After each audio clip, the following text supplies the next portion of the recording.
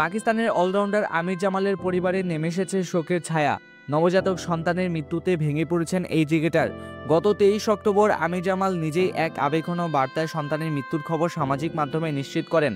জামাল তার এক্স অ্যাকাউন্টে নবজাতকের ছোট্ট হাতের একটি ছবি শেয়ার করে লেখেন, আল্লাহর কাছ থেকে এসেছিলে, আল্লাহর কাছেই ফিরে গেলে। তোমাকে বেশি সময় ধরে রাখতে পারলাম না আমার ছোট্ট ফেরেশতা। বাবা মা তোমাকে ভীষণ মিস করবে। আল্লাহ তোমাকে জান্নাতের সর্বোচ্চ স্থানে রাখুন। তার এই পোস্টের পর মুহূর্তে সমবেদনায় বার্তায় ভরে যায় সামাজিক মাধ্যম। পাকিস্তান নারী দলের সাবেক অধিনায়ক সানা মির সহ বহু ক্রিকেটার ও ভক্ত তাকে সমবেদনা জানিয়েছেন। সানা মির লেখেন, আল্লাহ আপনাকে ও আপনার স্ত্রীকে এই অপূরণীয় ক্ষতি সহ্য করার শক্তি দিন। 29 বছর বয়সী আমির জামাল পাকিস্তানের হয়ে 8 টেস্ট, 3 ওয়ানডে ও 6 টি20 ম্যাচ খেলেছেন। তাকে সর্বশেষ জাতীয় দলের জার্সিতে দেখা গেছে গত জানুয়ারিতে দক্ষিণ আফ্রিকার বিপক্ষে 2 ম্যাচের টেস্ট সিরিজে।